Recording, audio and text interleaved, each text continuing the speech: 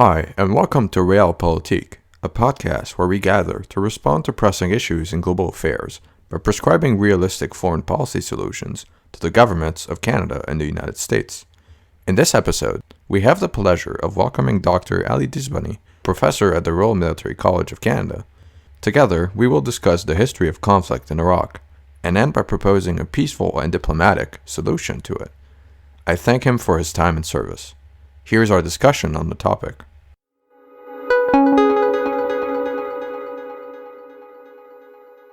So, for those of you who don't know, Ali Dizboni, he's a professor at the Royal Military College of Canada in Kingston. He specializes on Iraq and the Persian Gulf and the broader Middle East, and he's one of the foremost experts on Iraq and the region. So it's a pleasure for us to have him today. Thank you very much for coming. My pleasure. So to get started, do you want to tell us a bit more about the context in Iraq, specifically going back to the British period, or do you want to start a bit further? Or you can start the history whenever you think is relevant. Yes, I can. I mean, it is useful to give a context of the at least 20th century.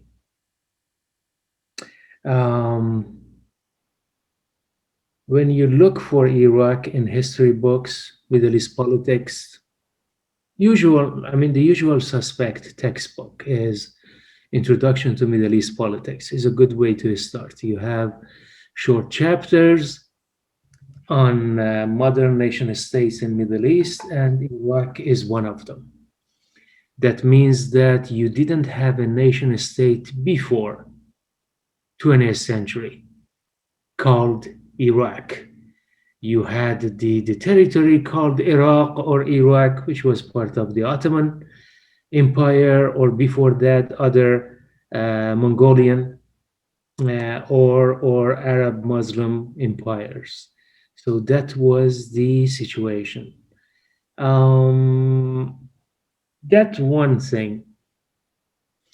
The other thing is that the birth of nation state, with all its complication for the concept of nation states, is it really a nation state? Obviously not. But it was an imported institution or concept from the Western colonial powers.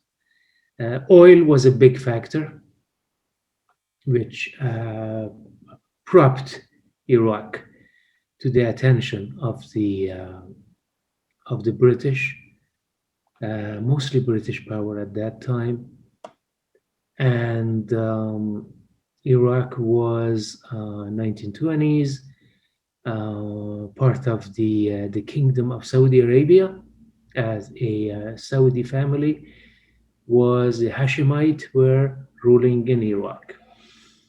And that kingdom was going to be changed, replaced by Republicans. Republic of Iraq later on by military coup. And it was a violent coup d'etat too. And you have the beginning of the contemporary 20th century Iraq under military republicanism. And the violence did not stop. You see other coups d'etats coming, and the country somehow is getting, was being handed out between, in terms of a sphere of influence, between Soviet Union, Western powers, and so on. Did the coups start with the Ba'ath in the 60s, or was that before then? It was the Ba'ath. The Ba'ath was really the starting point of that. You're right. The Ba'ath ideology, which is basically the Arab nationalism. With a mix of socialism in there. Exactly. Yeah, you're right. A cocktail, a bit like South American Latino style, with a hint of Islam, but it was secular, really. You can't call it at all an Islamist or religious republic. It was triangular, as you said, left-wing socialism, Arab nationalism, and some kind of communitarian or collective economy. But the Arab nationalism was really the prominent aspect of it. And Ba'ath ideology was very well influenced in Iraq as well as in Syria, the two places Ba'ath came to power by French intellectuals. And the founders of Ba'ath political party and ideology in the Arab world were French educated people. Michel Aflaq, right? That was one of them.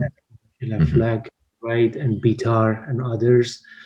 And Saddam, for example, had good connection, and before him, the Bakr, General Bakr, had good connection, very good connection to the Syrian branch.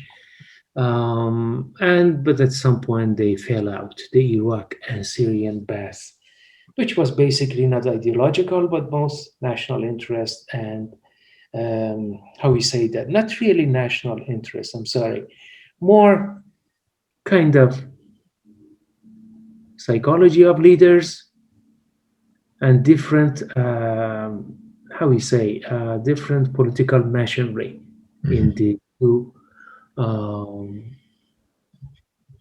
And did the Ba'ath movement start with Iraq, or did it start in Syria or even Egypt?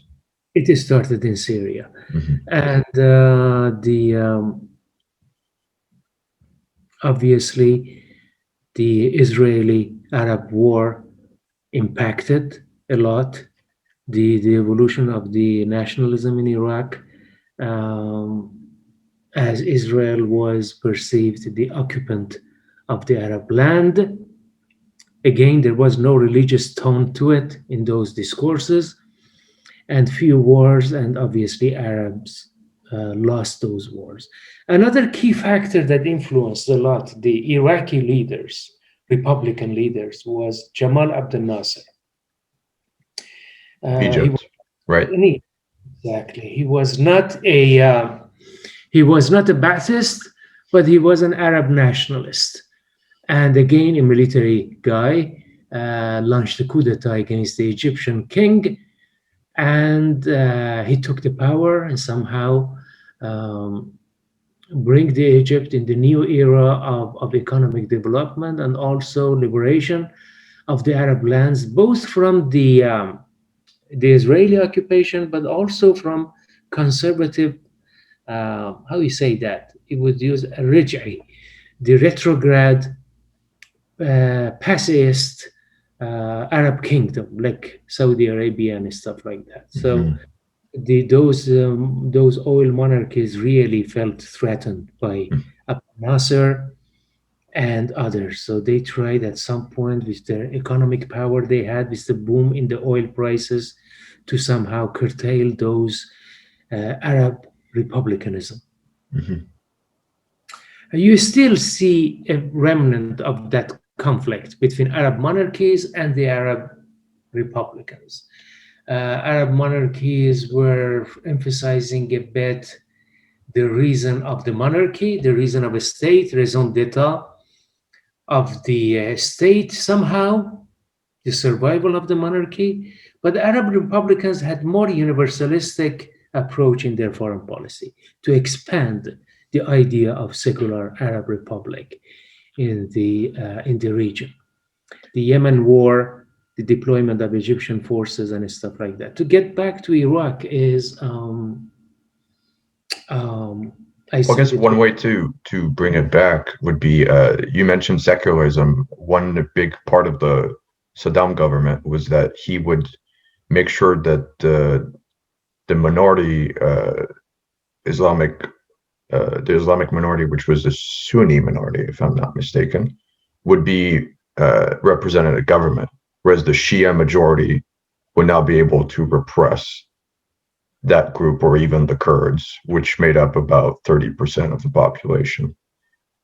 You're right. I do not believe that Saddam had a systematic policy, or al-Bakr, General Bakr before him, to isolate, systematically repress or isolate the minorities as a by default policy. I don't believe that.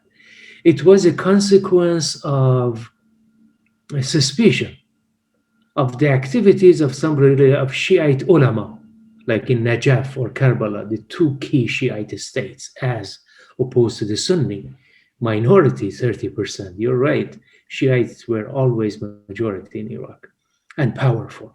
So he was, Saddam was able to incorporate them to a great deal into the machinery of Arab nationalism. Don't forget that the Iran Iraq War, 8 years, it was not only fought by Sunni soldiers, it was also fought by Shiite, Iraqi Shiite soldiers who had more the Arab nationalism over the Shiism. You got to remember, Joseph, there is always this give and take or tension, let's say tension is a better word, between the Shiite part of identity of an Iraqi, for example, and his Arab identity. And the two are not the same. That's right. So tension.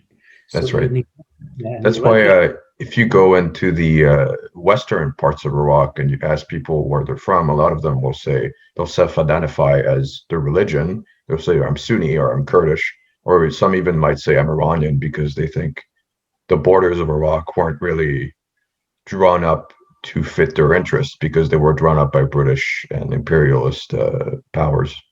Mhm. But you got to remember also that the Iranian government, the Shiite Persian non-Arab government, state, I rather say, does not entertain any illusion about the fact that in the Arab world you have the two components. The Arab identity speaks Arabs, history of Arab people, and the Shiite or Sunni or identity. When you get to Kurdish, the Arab identity is much fades away a bit more. But in Sunni and Shia, there is a strong component of Arabhood, but also the sectarianism that becomes more and more since the Iraq invasion of Iraq in 2003. The sectarianism became prominent and to the forefront. But you got to remember that you cannot trump one to the, I would say, at the end of history, so to speak jokingly, at the end of the day, the Arab identity trumps the religious identity in the Arab world. There is this strong attachment to Arab as culture, language, history. But there is a tension. You're right. There is a tension. You see this tension to a lesser degree in Hezbollah, a lesser degree in Yemen, Houthi, Syrian government is an Alawite, kind of a branch of Shiite, but consider itself part of the Arab League, an Arab Republic, and the same can be told about the Moroccans, Algerian, Libyan, Egyptians, and to our topic of conversation, Iraqis. So, in terms of context, What happened between 68 and the first Gulf War, for example? Could you speak more about that? did you say 68? So when Saddam Hussein took power until the first Gulf War, was there a drift in the middle, or what happened there? When Saddam took the power, 68, it was the entrenchment of the Ba'athist control of the power. It was a systematic policy of repression of the opposition, be it Shiite, Kurds, and or Sunnis for that matter, or communist or whatever. And also you have this, Iraq had this, this is something that Saddam Hussein believed it himself.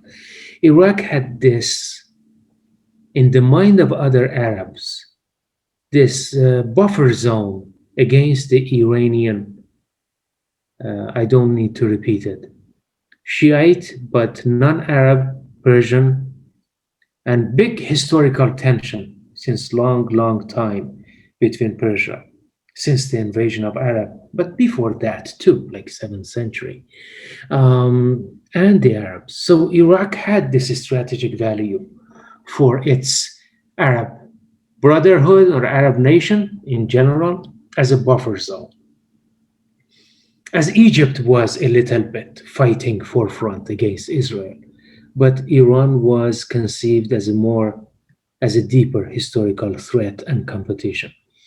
So Saddam wanted, but he had few priorities. He had to build the army. He had to consolidate his power.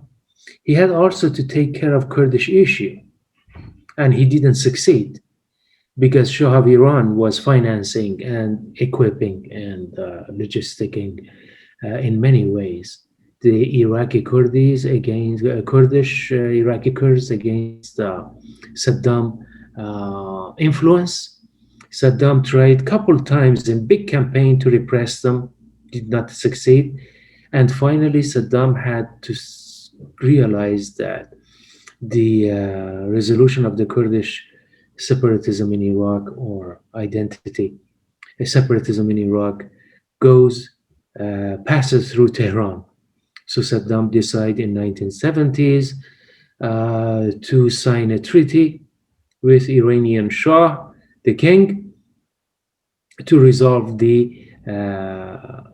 border river Arband Road, or they call it the Arabs Shattul Arab, between Iran and Iraq, and somehow gave concession, and Shah of Iran accepted to. And the resolution was that the deepest point in the river becomes the border between the two. So as both countries can use it for navigation, whereas Iraq desired position was originally that the river belongs to Arabs, to Iraqis. But Shah of Iran was too powerful, and Saddam could not do that. So when he reached that agreement, the Kurdish issues calmed down a lot in Iraq, and he was able to repress them while building tremendously the Iraqi army with the oil prices and everything. Is a very rich country too in terms of agriculture and all that, unlike other Arab countries in the region. From Morocco to Iraq, Iraq is specifically the most fertile and most resourceful, I believe. So, and Did the Americans have an issue with that pact? Because I know the Shah Pahlavi, he was very close to the Americans. And did America the supported Shah of Iran because Shah Mhm. was, you're right, was characterized as the closest ally. In the one of the closest ally, but Saudi Arabia is now, was Shah in much bigger proportion. Saudi Arabia does not have a functional army, does not has serious resource problem in terms of human resources, technology, and all that. They have a lot of finances. That's true. Shah of Iran was a much bigger country, very fertile, very resourceful, and human resources and all that. The fourth army of the time, and so Americans naturally supported Shah, and Saddam was closer to Soviet Union at that time. So in this East-West fight at the time, obviously, Americans were giving Shah of Iran unlimited supply, let's say almost unlimited supply of weapons with some consideration, obviously. They supported the Iranian nuclear project at that time in terms of Bushehr plant, and Germans were involved in it with Siemens company. So the relation was good time, the best time between Iranians and Americans, and for the fact that the Iranians did not have much. Well, 1954, the coup d'etat was a bad experience with Americans, but generally, United States was kind of conceived lacking that colonial, even if Iran was never colonized, but lack of occupation experience that Iran experienced with Russians and British First World War. So America was perceived in a better light That's right. uh, for the nation in general. I'm not talking opposition and clergy and left wing and all that. So And so when the Cold War ended in 81, was there a shift in positions? I know that certainly after the Islamic Revolution in Iran, Iran was no longer close U.S. ally, was actually a sworn enemy of the Reagan administration, the U.S. government in general. And so, did the U.S. start to turn to Iraq then, or was it a bit later? When the first resolution of US sanction blacklisting Iranian regime, I would say the day Iranians took hostage the US embassy in Tehran, that was the day one of the animosity. Well, the toppling of the king in 1979 revolution, as long as the new regime, you know, continues the same pro-American foreign policy and all that, could have been swallowed and accepted. Plus the fact that the Shah of Iran started to be a bit kind of very critical of the US policy with terms of oil prices and Western industries and stuff like that. But overall, Americans wanted Shah to be. That goes to the perception of the Iranians that Americans somehow were not too keen to keep the Shah in power. And they looked at Khomeini as an old man who does not have ambitions toward monopolizing. And liberals, pro Americans like Bazargan and others, would, after the revolution took power and Iran get back to its natural course of pro American policy, and communism didn't have much chance really to succeed in Iran because of the influence of the very strong influence of the Shiite clergy and this nemesis relationship between two Shiite Islam, as it is with Sunni too, and communism. So, and Khomeini was very adept and shrewd in hiding his plans generally. He didn't reveal any anti-American, really, uh, tendency to the revolution. So, to answer your question, day one of the hostage taking was the start of the process, animosity between the two states. One thing before we continue Mhm. with your chain of questions about Iraq is that, as you know, Iraqi Shiite clergy was and is the most powerful social force in terms of resources, in terms of folklore culture, in terms of rituals, in terms of important cities and networks in the region and connection with the Shiite network in Iran, Lebanon, and elsewhere. So you got to remember, Shiite clergy in Iraq always was some kind of a bugging to different degrees for Saddam Hussein. And Saddam was not, especially after the 1979 revolution, Saddam became very ruthless toward the Shiite clergy to eliminate them with their families if he found them in the red zone opposing his power, because he didn't want to commit the mistake of the Shah of Iran of somehow being lenient toward clergy. Shah of Iran was not too lenient toward the red threat, the communist and left wing, but he was. That was a mistake he paid the price for, and Saddam Hussein noticed that. Yeah, go ahead with your question. Yeah. So that's you. You mentioned Iran. There was a drift there. So definitely the U.S. didn't have uh, a big presence in the region. They tried to come closer to the Israelis, but it definitely wasn't to the level it is today. Same with Saudi Arabia. That relationship wasn't that developed at the time. Egypt, same thing. So why why would you say the U.S. got involved in Iraq in the 1990s? Or would you say that the tensions between the US and Iraq started at the end of the Cold War and mid 1980s and late 1980s? Good point is usually the catchphrase that experts use to summarize uh, US approach, a bit like George Kennan famous speech in 1950 towards Soviet Union containment. The US approach was mutual containment. They were mistrustful of Saddam. They knew that Saddam is not really the Shah of Iran. You cannot trust them much. But Saddam and Iraq was contain each other, and they do the work of Americans in terms of dealing with that threat. Arabs liked that. Israelis loved it because competitors, the both strategic competitions were weakening and somehow neutralizing each other.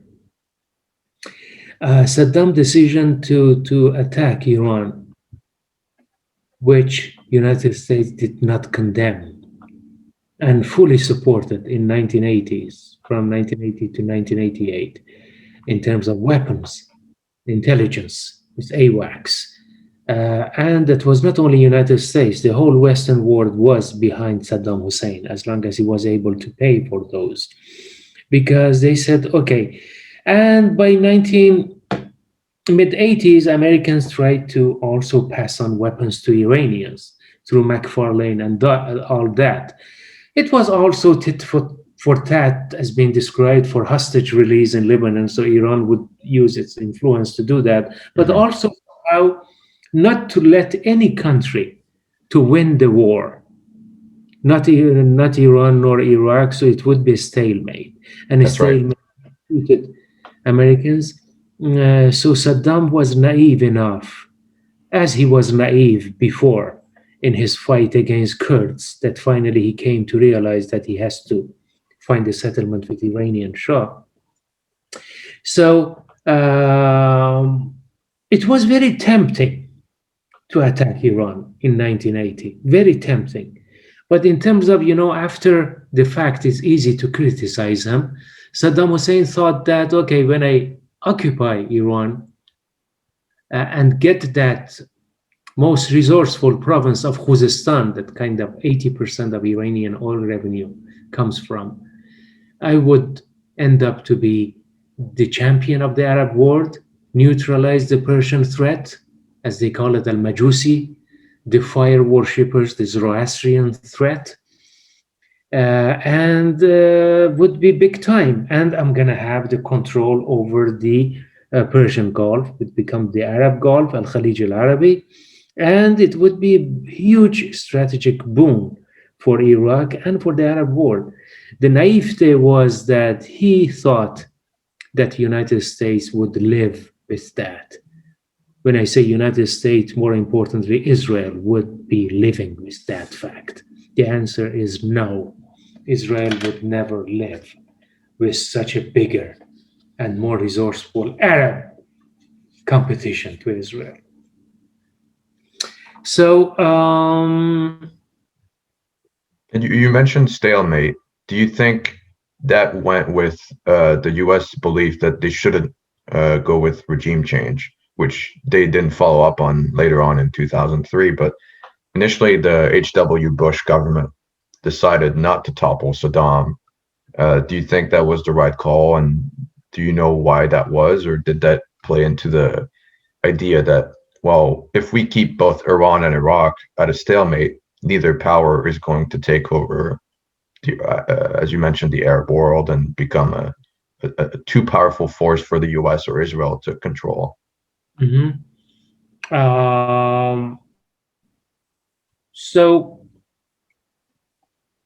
Iran and Iraq were in a sham, economically speaking, by 1988, end of the war.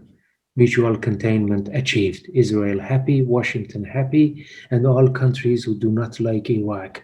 And obviously, Saudi Arabia always was a bit suspicious of Iraq. We know that. That's why I told you about this tension between monarchies and Arab republicanism, Arab secular regimes. 1991, as you know, Saddam was in need for resources, a lot of debts, and 8 years war for a country 3 times, 4 times smaller than Iran, much less resources. So they needed money, and Arab countries started claiming the loans that they gave Saddam Hussein, and Saddam Hussein was asking them. So this time to grant, to waive the debt. This time, Saddam made a second gamble regionally. Said, okay, I'm going to invade Kuwait, which happened like in a few days. It was easy. It's a walk in and take the key of Kuwait. And Kuwait was no match and no resistance, and Hmm. Americans led them in. And that was the moment of the US unipolar leadership, the only moment of the highest US unipolar leadership in international relations post Second World War. Nobody opposed that, and US built the coalition and international consensus through United Nations Security Council to to weed out Iraqi occupation from Kuwait. You said the father, Bush, did not go after regime change. The idea of regime change, I don't think was a key policy word at that time.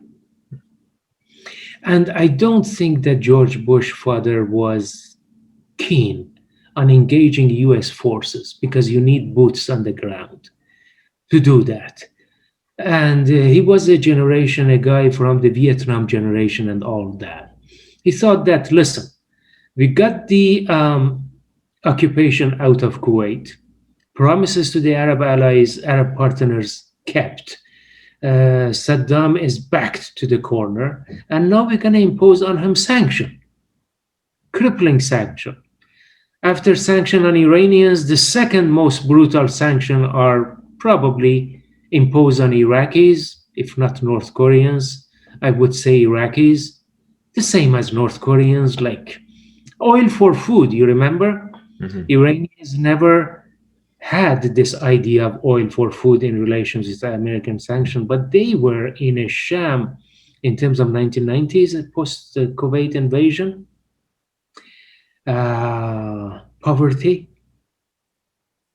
It was really a dark decade for Iraq.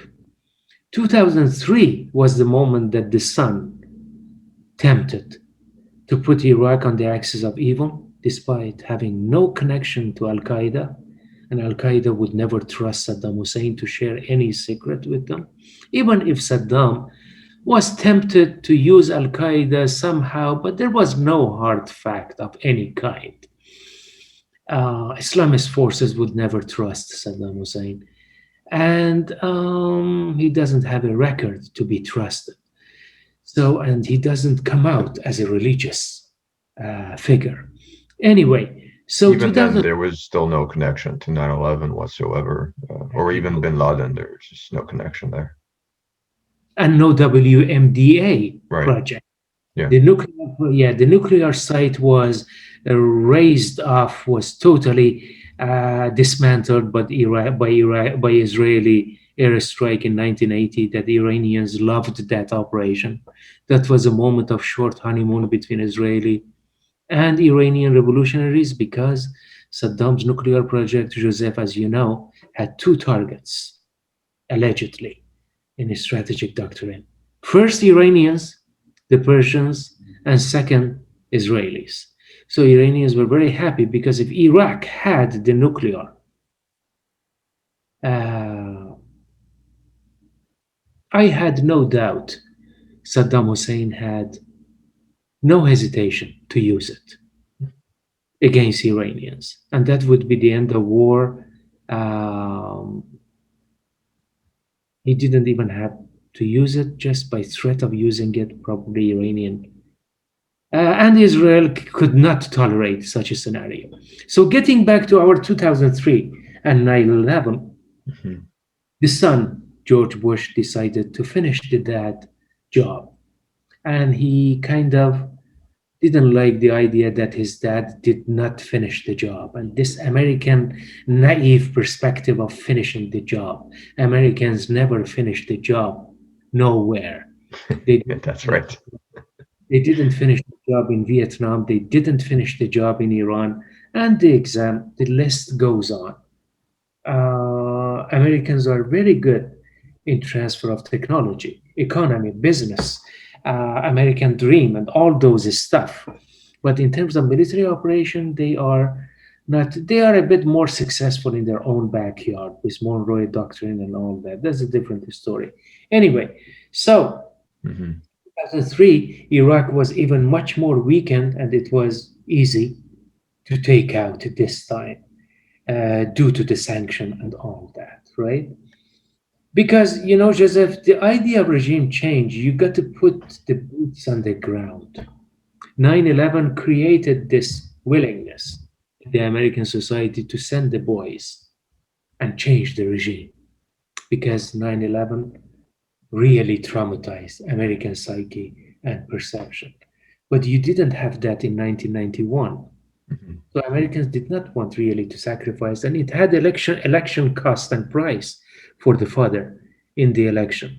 So And do you think that that change in mentality, do you think it was led by the public or the government? So, for example, Dick Cheney was, I think, Secretary of Defense or Chief of Staff in H.W. Bush, the father's presidency. And then when he was vice president, and he didn't want regime change in Iraq at the in the 1990s. But then when he was vice president under Bush Jr., he completely changed his perspective. Do you think that had to do with perhaps personal gain from either Cheney or Bush or anyone in the 2001 to 2008 administration, or do you think it was more of a change in mentality and they actually believed that regime change was the right idea and that toppling Saddam was perhaps the thing they should have done in 1990 that they wanted to do now? um, you can find this is one of those really multi-hypothesis question. When you read leading international journals, international security organization, foreign affairs especially, and others, Washington Quarterly. Anyway, the expert circles, you see that from conservative ideology as a hypothesis, people like American Enterprise, of which Dick Cheney is member, Wolfowitz. Wolfowitz exactly, who was the Minister Secretary of Defense Oh, at that. Rumsfeld. He was also with the H.W. Bush, I believe. I think he was ambassador to He was. NATO. Yeah. There are pictures of him shaking hands with Saddam, Hmm. official That's Baghdad. right. You're right. So that's first hypothesis, conservative ideology. Second hypothesis is not in order of importance. I'm just enumerating them.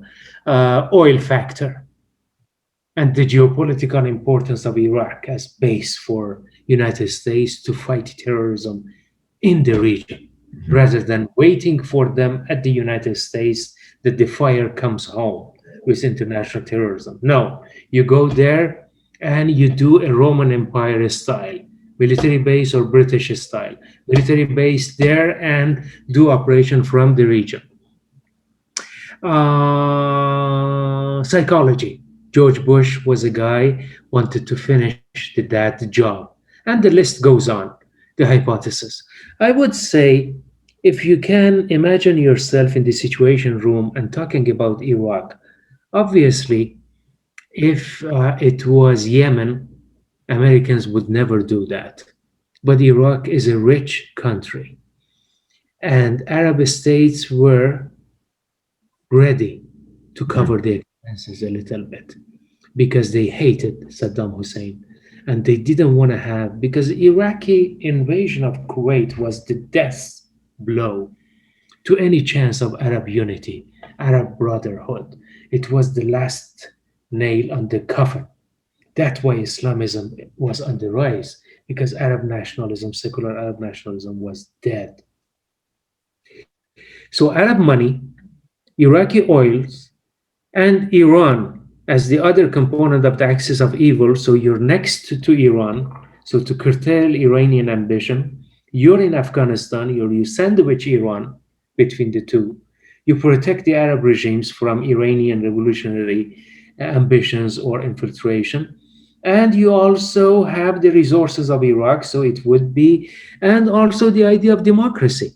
You build a nation. That's how the package was sold to Americans, WMD, security issues, but later on, the idea of nation building was in Bremer. American governor in Baghdad. So we're going to build a nation of democracy, and the democracy going to be kind of like Japan or Germany. Iraq going to be another key example of an American forces occupying a country, building a nation and a state, and that would be a domino effect of changing the region. Obviously, American friends in the region didn't like very much the idea of democracy, because when you talk about democracy, well, the six, seven monarchies are not very keen on hearing those ideas, because those monarchies are built totally on family power. So, So uh, do you think that strategic and financial interests were a lot more important for the Bush regime than the arguments they made to the public? So that was WMD connection to 9/11, democracy promotion, regime change. Do you think that they were using those motives to cover up strategic and financial motives, or do you think they actually believed? I mean, you're right, because nobody in sane mind would look at those satellite pictures and would build, because we had a lot of satellite pictures for other similar countries. But that's not a reason to attack. You could bomb the shit out of Iraq. You can do that. But going in, sending the boys and changing the regime and building it, that's just a different game. There is no Al Qaeda member there, no element there, no proof of the. And Saddam Hussein would never contemplate even Well, to. there weren't, but then because the U.S. invaded, that brought all the uh, radical groups into Iraq, so they basically turned Iraq into. You're right, but it was like life gives you lemonade.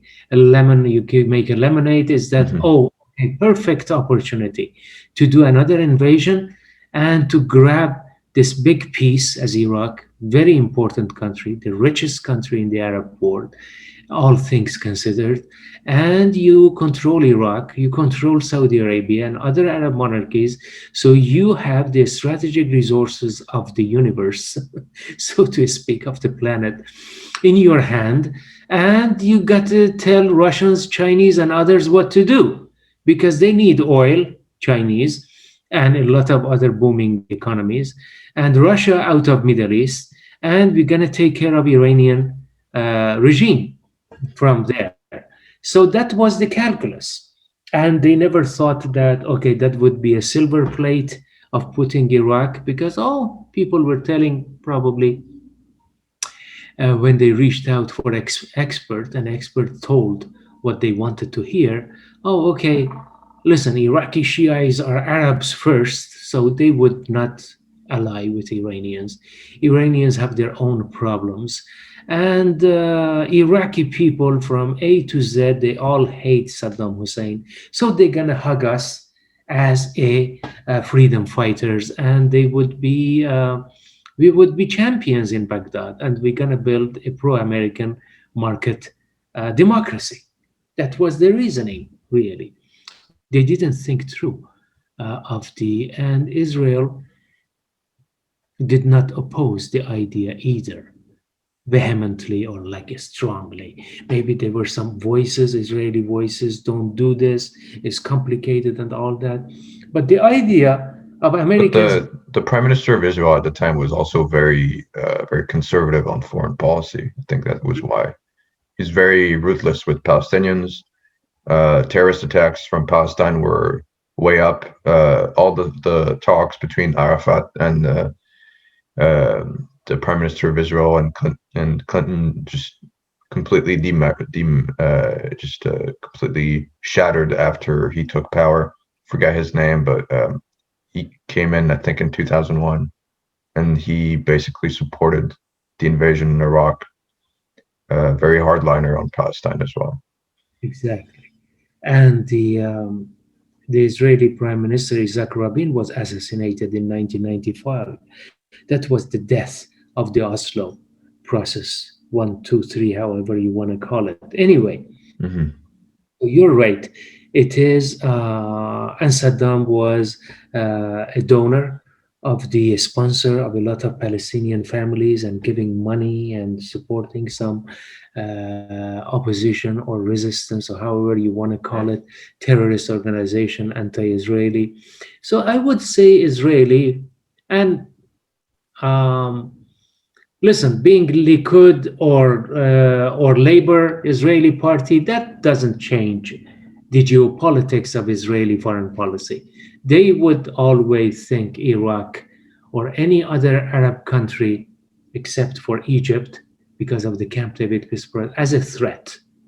So they were perceiving them as they should. Israel must preserve its strategic leverage, not only nuclear weapon, but also keep the competition weak and at bay. And that's also what explains Israeli strategic approach or Saudi Arabia's strategic approach toward Iran, because they both see Iran as a competition in terms of real politics in the region. That's right.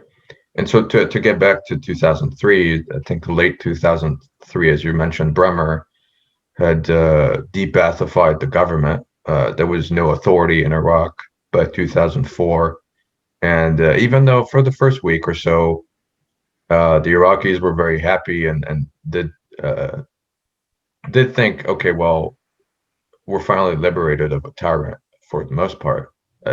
Images of the statue of Saddam Hussein being toppled was, of course, distributed across the world. The Americans were cheering, but then chaos followed because there was no police, no military. The bureaucrats were not coming into work. The Americans were not even trying to maintain any form of government or order, and instead it was floated, I believe, that the U.S. would have the power to shoot anyone that was violating U.S. orders, and so it was just complete chaos. And what they wanted for regime change just didn't happen. And then Bremer pushed for elections to be held a few months later, which just was a complete mess.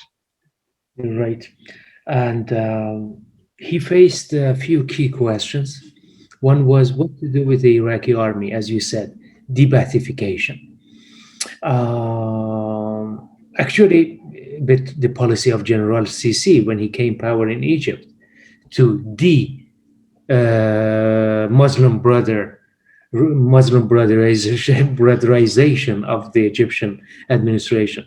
So that was a big mistake because you sent to the streets a lot of cadres and officers and soldiers of Iraqi army who fought Kuwait and Iranian wars, a lot of experiences, a lot of frustrations. That's right. Family and kids, and they would be very vulnerable. So what was Bremer plan for those dismantled army? That's a big one. Khomeini did not make the mistake in 1979 when the revolution triumphed against the Shah of Iran. They had the same question, what to do with the ancien regime army? What to do? Dismantle them? And we build a new IRGC? Give them jobs at least. Exactly. He didn't. They didn't. Yeah. They were good enough not to do that. He always maintained the discourse that army is the son of the nation, and army would side with the nation, and that explains that the army did not repress the Iranian manifestation. As I'm a bit drifting, but the mentality was that it was very shrewd of not doing that. Mm-hmm. Many of them were Sunnis and converted to Salafi traditions, or even joined ISIS later on. And they had a lot of expertise in explosion. That's right. A lot of frustration. And they started working in so many ways. And Zarqawi, and later on Abu Bakr al-Baghdadi with ISIS. You're right. ISIS was this highest culmination point institutionally, opening the day between secular, criminal, and religious, super religious elements to make the ISIS machinery work.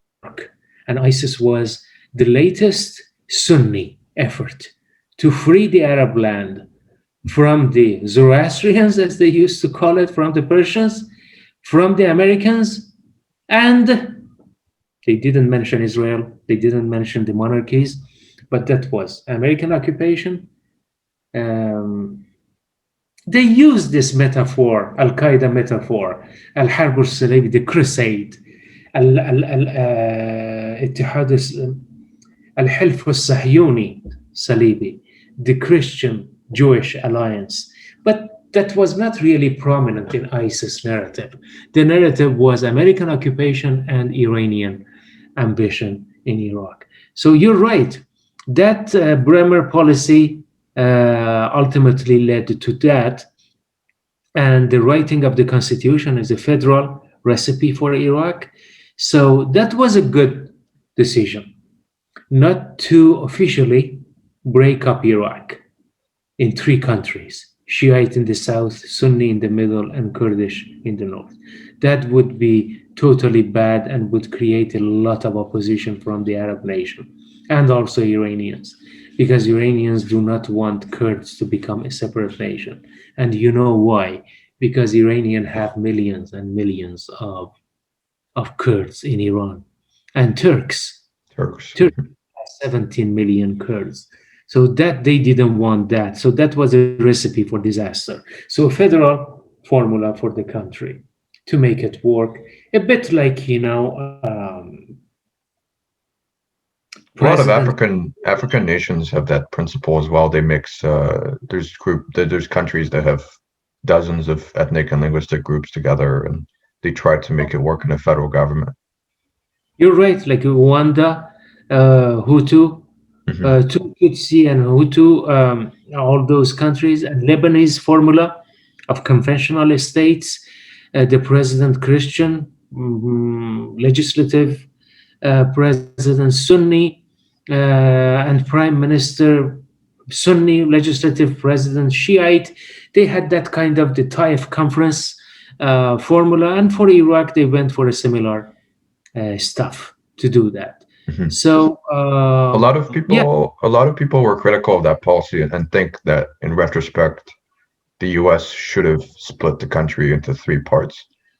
Whether that's to unify Kurdistan or make its own Kurdistan just out of Iraq, and then separate the Sunnis and Shia, kind of how Pakistan and India were separated back in decades ago. But a lot of people wanted that policy to happen. Do you think that would have been better, or do you think that would have I don't think been so. worse? Hmm. No, I don't think so, because you would end up with the same enemies as you had during the American presence in Iraq, the Sunni and the Shiites, but also you would have now the regional countries like Turkey, NATO member, Syria, a lot of Kurds there, and Iranians who would make sure you unite them against you in Iraq, who would make sure that this Kurdish separation would never work, right? That's right. So you don't help yourself as American administration by going down that road. So yeah, in line with United Nations resolution and the right of the people for self-determination, yeah, Kurds need a nation. They want a nation. They went for a referendum finally years after. They couldn't get it. But you Good try. cannot sell it. Yeah, you cannot sell it in real politics, realism terminology, because you create more enemies in the region.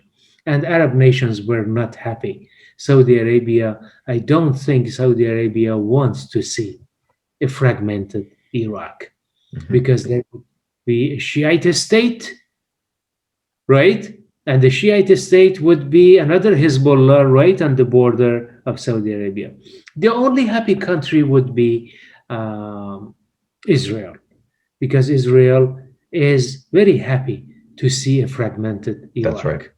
Yeah, Yeah, the more divided, the better it is for them. But yeah. because they are part of the Cold War as well in the Middle East between Saudi Well, Arabia, Iran, Iraq. you're right. It's very understandable the strategic calculus of Israel.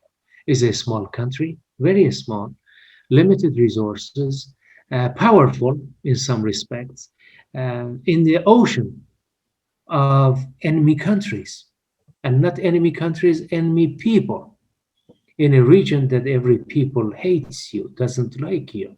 So from strategy calculus, Israel totally understandable. If you want to survive as an Israeli nation and state, is not only atomic bomb that you have, you make sure nobody else get it, but also you need to normalize your relationship. You need somehow to weaken your adversaries, an Arab nation enemy friendly today may change the day after. You see what happened with Muslim Brotherhood and Mohammed Morsi. He was not as warm to Israeli neighbor as Mubarak was. Things change in the sand under your feet Hmm. in the That's region. right. Yeah. And so to get back to Iraq, after 2004, I think with the UN and Transparency International, they have elections. And what happens after that? Why does the US stay until 2011? Well, they wanted to get out and have some kind of a presence after in terms of politics and influence in Iraq. That was a fact. So they didn't want to fight there, even if they wanted to have a military base, but they wanted to give the power to a pro-American Iraqi government. However, the Sunnis in Iraq did not want Shiite to take power in this new constitution of Iraq. Kurds wanted more resources. So Iraq became an Iranians who was Iranian government using Iraq as a corridor, as a kind of a Lebensraum German concept, opening up a freedom of action for Iranian foreign policy to get out of this containment and breeze out the influence through Iraq to Syria and Lebanon and create a Shiite crescent. So all those influences that American cut in the middle, being exposed to attacks by Sunnis and attacks by Shiites for different reasons. Obviously, Americans wanted to block off Iranians, and at the same time, they wanted to keep Shiite. Americans cut in a messy game that they started. And you broke it, you own it, but they didn't want to own it. So after 2004, Americans always wanted to find an exit. And at the same time, you got to think that Afghanistan was very boiling up. So they needed resources, a surge in Afghanistan. So this Petraeus, he has started giving out money to Sunni tribes and all that. He was able to calm down the situation. You had a period, can't remember, 2006, 7, low intensity conflict, low terrorist attacks, or insurgency, as U.S. Army used to That's call right. it. Yeah. But later on, this Islamic State, they really wanted to kick the Shiite out of power because the Arabs in the region, they did not want at any cost Iraq becomes a second Iran. Saudis did not want it. You don't need me to mention all the names here: Kuwait, Bahrain, Qatar, none All of the Gulf them. states. Yeah. Exactly. And all the Persian Gulf state and other states, Egypt, Yemen, Morocco, Algeria, Libya, they didn't want to see, even if they don't talk about it, they don't want to see a second Iran. A second Iran would be two Shiite countries plus Lebanon, but two Shiite countries in charge of the huge oil and gas resources, a strategic position, control over the Strait of Hormuz, and diminished control of Saudi Arabia over Persian Gulf. That would be totally bad news Hmm. for the regimes. And a lot of So, those countries offered to help to the U.S. Government and to the U.S. military, but the U.S. military apparently didn't want any assistance. exactly. Officially, they said, we're helping you. But unofficially from through channels in the Arab world, all those money coming from bin Laden's, generally speaking, all those rich families and sponsors, they made sure there is not a single state or nation in the region who wanted to see a second Iran. Iraq was the Bawaba, the strategic port blocking off the Persians from coming in. That was a sine qua non strategic consideration for Arab states, no matter what they say publicly. That's really a constant strategic data for them. How much time we have? Maybe, Maybe 20 minutes. yeah, okay. That sounds good Let's to make you? it 15, 15. Yeah, Okay, that sounds good. So I'll yeah. just skip a little bit ahead and just ask you what the current state of affairs you think is in Iraq. So just to recap, from 2003 to 2004, late 2004, the U.S. there was a surge and invasion happened, bombings of Baghdad and toppling of Saddam, uh, capture of Saddam as well. And then they had elections, and then from 2004 to 2011, there was kind of stability of some sorts, even though the plan didn't go as the U.S. intended. And then 2011, the Obama government declared that the war in Iraq was over and took away a lot of troops. And then 2014, there was a surge and kind of surges and then drops of troop levels until 2017. And then from during the Trump administration, it's been similar to some degree, where there's been surges at the start and now there's withdrawals. So Mhm. what would you qualify the current state of affairs in Iraq as?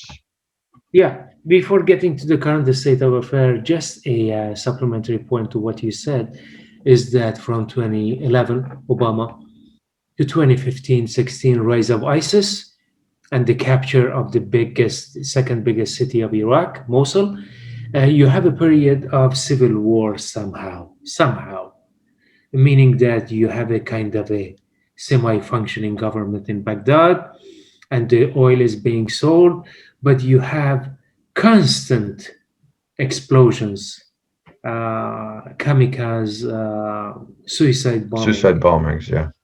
all those stuff attacking civilians, markets, religious rituals, Iraqi government from Sunni elements to make sure that Shiite Iraqi government cannot take foot in Iraq.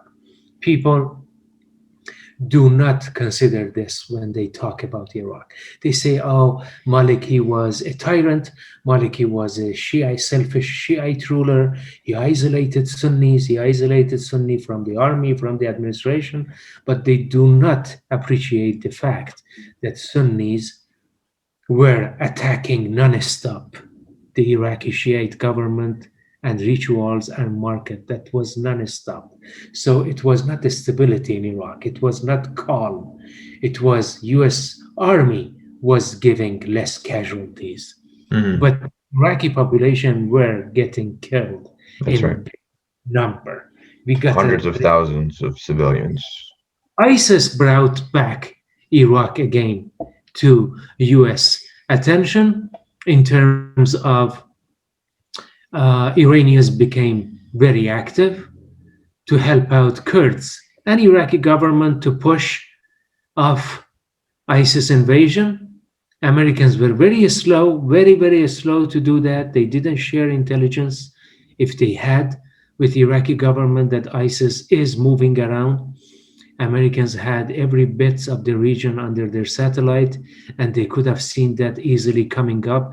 They didn't share that with Iraq. Maybe they wanted something happening in terms of functional utility of those developments. However, this is Iran became, and it became a kind of non-written partnership between Shiites, US, NATO forces, that the Shiites and Iraqi army, they were not all Shiites, let's be fair here, Iraqi army both Sunni and Shiites, Shiite militias who did heavy lifting with Iraqi logistic support, Kurds, huge sacrifices. They were trying to push off ISIS forces who were at 80 kilometers from Baghdad and to push them back to Syria and to make them focus on Syria. And the major civil war after that focused on Syria. And ISIS, suicide bombing, and international terrorism created a situation that Western countries, including Canada, they wanted ISIS out of operation. So NATO air forces, including Canadian, US, and also some Arab countries' air forces, and heavily Iranian, Iraqi organized army on the ground and militias, they pushed that. And Hezbollah was very active to push back ISIS from Lebanon, as ISIS had. At some point, Joseph, if you remember, Bashar al-Assad, the Syrian president, he could not sustain the pressure. It was too much. Syrian army had no break, no pause in fighting. No army can take that much beating and fighting psychologically and physically. So that was the moment that Iranian that were active. They propped up even more logistic support. Hezbollah became more active, and Russia entered the scene to help out the Syrian government. And when Russia entered the scene, that was really the life jacket for Syrian government. So the current affair in Iraq, how we can say ISIS is not dead. Nobody says the ISIS is dead. Well, Meaning, besides the Americans.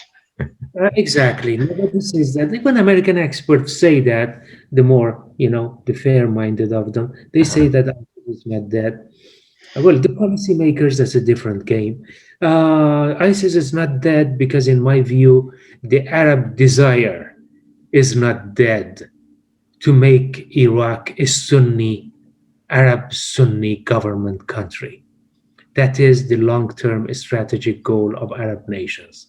Iraq be as business as usual, is Sunni Arab dominated. They do not want Iraq to be the channel of influence of Iranian for the reason I mentioned. So that's one.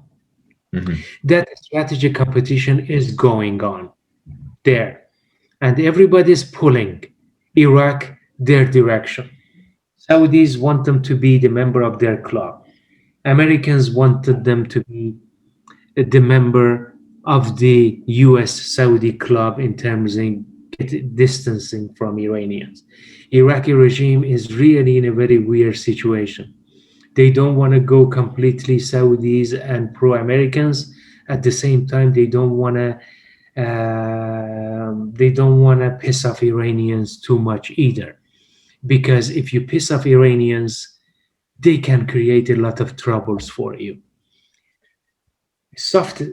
A soft policy example is that importing Iranian electricity. Iran exported a lot of electricity. Pilgrimage money being spent, Iranian money invested in Iraq.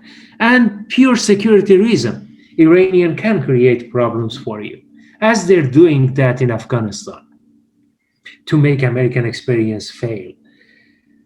And at the same time, you don't want to piss off Saudis too much because they are ready to invest, and they are ready as an Arab country to have their own interest in Iraq. So Iraqi regime has a very delicate balancing act to do here between the three countries. Yeah. Corruption is a big issue. You have this manifestation on and off, anti-Iranian, or the corruption of the government in distribution of resources.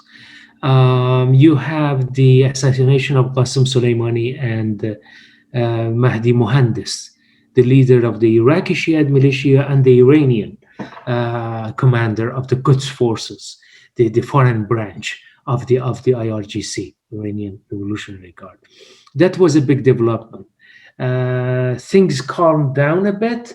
However, Iranians and Shiite, the pro-Iranian Shiite militia in Iraq, they're constantly signaling to American forces that any military invasion of Iran or military attack against Iran would would make the green zone or US forces, US contractors, US interests in Iraq exposed and vulnerable to those attacks. So they always sending those signals to American forces. So Iraq became a theater of influence operation between the countries of the region. That's and they are in a unstable, politically unstable situation. Becoming Iraqi prime minister is not a gift, is not a promotion, is really huge task. There's a lot of risks that you got to undertake. And there is this diversity of Kurdish, Sunni, and Shiite political forces. One of the key pressures from US and Saudi Arabia and Iraqi government is to, in the line of uh, getting out of partnership with Iranians, we give you whatever you want, you don't need Iranians, is that dismantle the militia in Iraq, disarm them. In Iraq, you need one army, that would be the national army. Dismantle and disarm them. And the Iraqi government is hesitant to do that because they are too powerful. It's the same dilemma that Lebanese government has with Hezbollah. Lebanese government is not powerful enough to disarm a state within a state. And Shiite militia in Iraq became a state within a state. So would that So be the policy you would want either the US, Canada, or the international community to pursue in Iraq? or you got to go, you can do that. You can pursue that policy. But that's a naive policy because you get Iraq in another civil war. Hmm. They would not easily accept the fact because militia in Iraq is not only an Iraqi game, is a regional game. It's a bit like Afghanistan, the great game. What did it mean? It means that Soviet Union, US, Saudi Arabia, Pakistan, China, the great game. Iraq is the same thing. Turkey has its interest, but prominently, most prominently, Iran, Saudi Arabia, and United States. If you do not reach a broader regional settlement, you cannot calm the Iraqi issues. If you keep isolating Iranians, they keep hurting your interest in Iraq and Afghanistan. If you include Iranian in the game, for example, that's just one example, you get closer to the solution in Iraq, but at the same time, you got to be careful not to isolate the powerful Arab monarchies because they have the financial resources too. So you got to find a normalization beyond Iraq to see the fruits in Iraq because it's a very interwoven region in terms of ethnicity, language, faith, race, networks. You cannot, it's like a surgical operation. The patient is in a situation, if you do one, you create a general crisis, health crisis. So you got to go with a very smooth chemotherapy to slowly control the vital signs of the country at so many levels. So, That's how I summarize and yeah. so your solution would be diplomatic, and that you would bring many nations to the table to negotiate a settlement. That would be, yeah, because Iran has no illusion that it cannot exclude Saudi Arabia from Iraq. Saudi Arabia has no illusion. Saudi Arabia is counting on US support, but US support is very seasonal from government to government. Saudi has no illusion that Iran is part of Middle East. And they both know, Iran and Saudi Arabia, that the United States does not have a strategic commitment to Iraq. Iraq is not Israel. From government to government, US can have up and down presence in Iraq. Okay? So they have to somehow create some kind of a normalization or detente to see and it should be a security, collective regional security. Iranian Foreign Minister Mohammad Javad Zarif a few times in the past year suggested such a collective security of the Persian Gulf region. They export oil, they need navigation, the international economy stability depends on that. So they have to work together. Mhm. There are many strong common interests to work together than to drift apart. But the complications are beyond the two countries.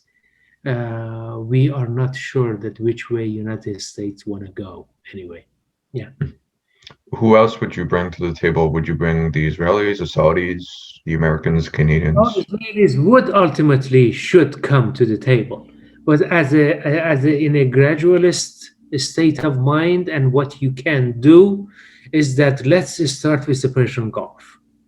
And obviously, when you start there slowly, you get all partners and neighbors in the Middle East to somehow get. And Middle East countries have a lot to gain from Israeli involvement in their economy, technologically, at so many levels. Middle East can have a kind of a European Union market zone. They can exchange resources, and with Israel, it's going to be a bigger plus. The problem is not there. The problem is political culture too, the mentality. Let's hope that with a change of in generation, we get new minds and new imaginations that make things work. Yeah.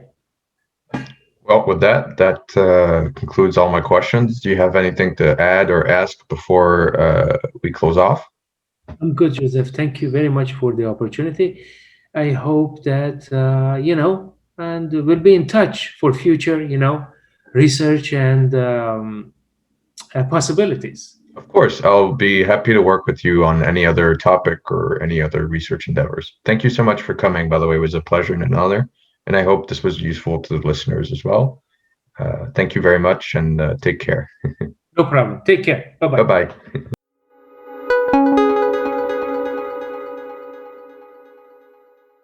Thank you for joining us in today's rendition of Realpolitik.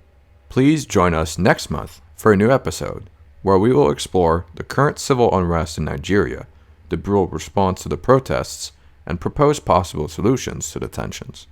Feel free to debate the ideas put forward in these episodes by submitting a comment, counter video, or by emailing us at realpolitikpodcast1@gmail.com.